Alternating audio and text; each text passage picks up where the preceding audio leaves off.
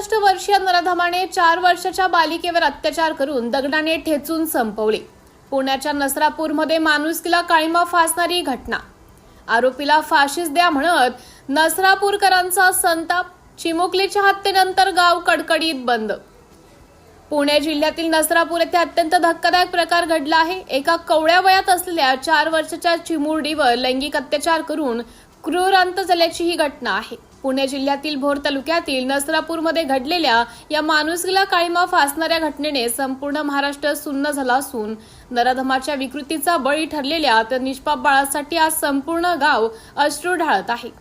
मिळालेली माहिती काळजाचा थरकाप उडवणारी आहे। ही छोटी मुलगी आपल्या आजीकडे सुट्ट्या घालवण्यासाठी मोठ्या आनंदाने आली होती। घरासमोर खेळत असताना एका 65 वर्षीय नराधमाने तिला गाठले। नात्याची आणि वयाची कोणतीही मर्यादा न राखता त्या नराधमाने तिला जवळ असलेल्या एका गोठ्यात नेले। तिथे तिच्यावर पाशवी अत्याचार करून तिची दगडाने ठेचून निर्गुण हत्या केली। इतकेच नव्हे तर हे पाप लपवण्यासाठी त्याने त्या चिमुकलीचा मृतदेह शेणाच्या ढिगाऱ्याखाली दाबून टाकला। दुपारपासून लाडकी लेक दिसत नाही म्हणून व्याकुळ झालेल्या पालकांनी शोधाशोध सुरू केली आणि शेवटी विदारक सत्य समोर आले। सीसीटीव्ही फुटेजमध्ये तो आरोपी तिला घेऊन जाताना दिसला आणि त्यानंतर त्या चिमुकलीचा छिन्न विछिन्न देह आढळून आला। त्यानंतर नसरापूर पोलीस स्टेशन बाहेर मृतदेह ठेवून आंदोलन करण्यात आले।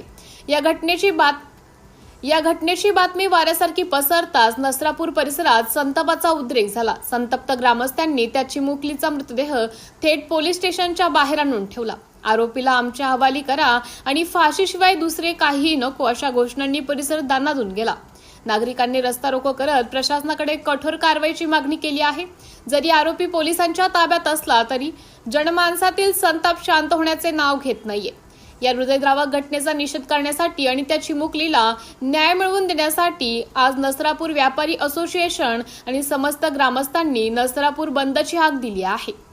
या आव्हानाला प्रतिसाद देत सकाळपासूनच सर्व व्यवहार कडकडीत बंद ठेवण्यात आले आहे। सिटी इंडिया न्यूज साठी कार्यकारी संपादक संदीप पांचाळ।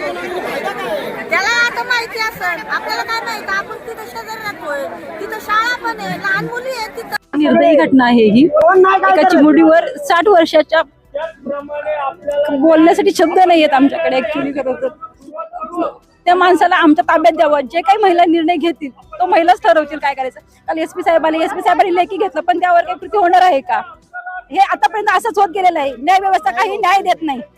त्या मुलीला न्याय मिळाला पाहिजे आणि तो आरोपी आमच्या ताब्यात दिला पाहिजे, महिलांच्या ताब्यात दिला पाहिजे, एवढीच इच्छा आहे आमची। मुलीला यातना झाली ना ती त्याला व्हायला पाहिजे, त्याला ठेवला पाहिजे आणि जळला पाहिजे त्याला भर चौकात। नाही मानसिक मानसिक दृष्टी करू तुम्ही त्याला मानसिक रोगी म्हणून तुम्ही असं मोकार सोडणार आहे का? मग अशी घटना आणखी व्हायची वाट बघते का? 2 वेळा करत ह्याच्या आधी पण झाले, तेव्हा त्याला न्याय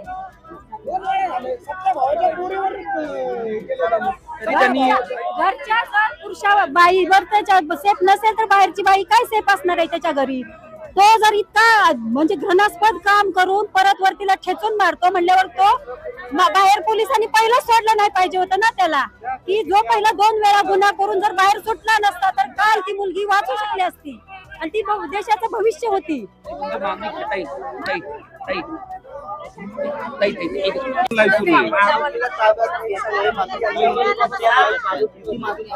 हो, आमच्या ताब्यात द्यायला पाहिजे। आम्ही इथल्या इथं त्यांना फाशी दिली आम्हाला आणि ऑलरेडी त्यांच्यावर 2 गुन्हे आहेत। तरी तुम्ही प्रशासन हे हलक्यात घेतंय। प्रशासनाने ह्याच्यात लवकरात लवकर काहीतरी कारवाई केली पाहिजे। नाही तेव्हा राजकारणी इथं प्रचाराला येतात, मोठमोठे प्रचाराला येतात। इथं एकनाथ शिंदे चितळ्याचं ओपनिंगला प्रचाराला येतात इथं।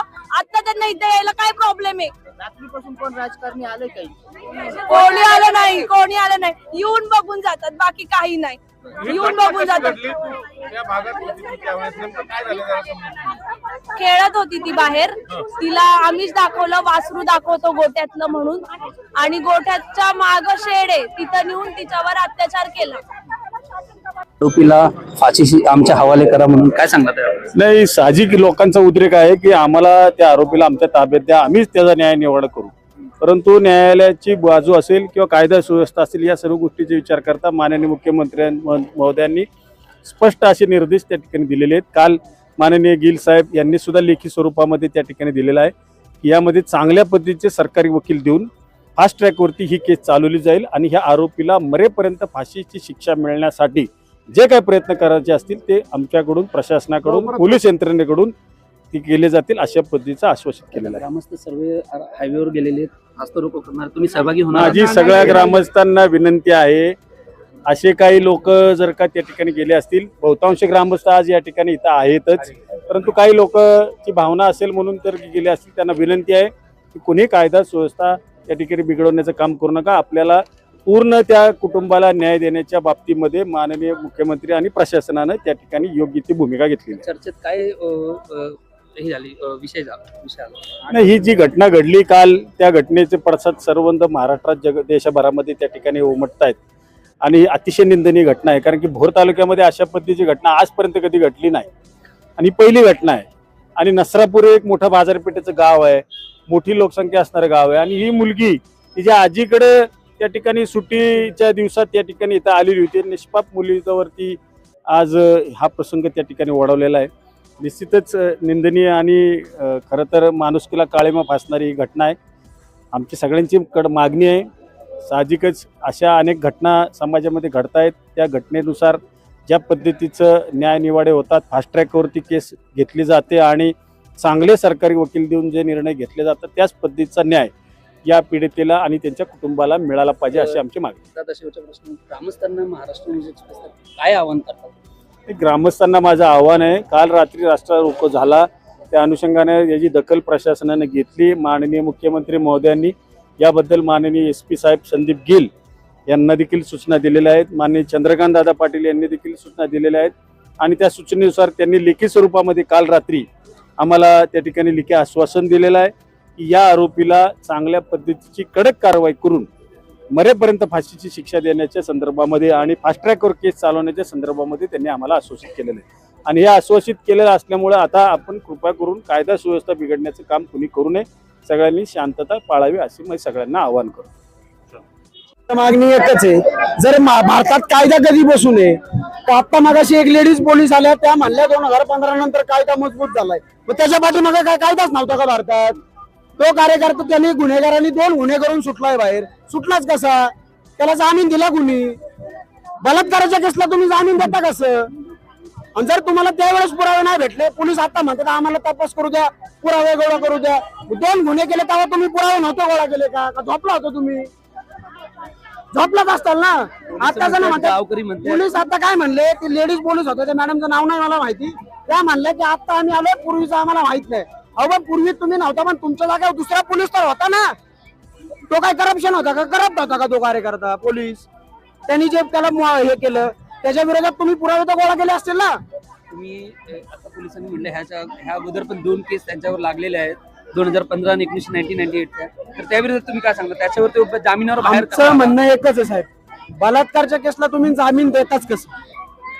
तो त्यांनी 98 ला करू, 2000 ला करू, नाही तर कितीला पण करू, तुम्ही त्याला जामीन देणं नाही, जामीन शक्यच नाही ना साहेब बलात्कारच्या केसला. आणि त्याच्या भावाच्या पुरीवर केलाय त्यांनी, असं नाही ना बाहेर कुठे केलंय, आणि पुरावे तर आहेत ना पोलिंगकडे. तुमचं समजतं गावकऱ्याची भूमिका काय? आमची एकच त्याचा एन्काउंटर करा, गृहमंत्र्यांनी त्याचं एन्काउंटर करावं, त्याला फास देऊन टाकायचं चौकात, आमचा पब्लिकच्या ताब्यात द्या त्याला. आमच्या कालच्या घटनेवर तुमची काय मागणी आहे? आज जाहीर निषेध आहे. ह्या ज्या मुलीवर अत्याचार झालाय, ह्या मुलीवर जो अत्याचार झालाय तो एकदम घृणास्पद आहे. तो विकृत आहे ना, विकृत म्हणजे खूप विकृत होता. त्याला 1, 2, 4 वर्षाची शिक्षा झालेली होती, पण त्याला न्यायव्यवस्थेने 4 वर्ष शिक्षा सोडून बाहेर मोकाट सोडलेलं होतं. तर त्याला आमची अशी गावची इच्छा आहे की त्याला सगळ्यांनी महिलांच्या ताब्यात द्यावं आणि त्याला फास्ट ट्रॅकवर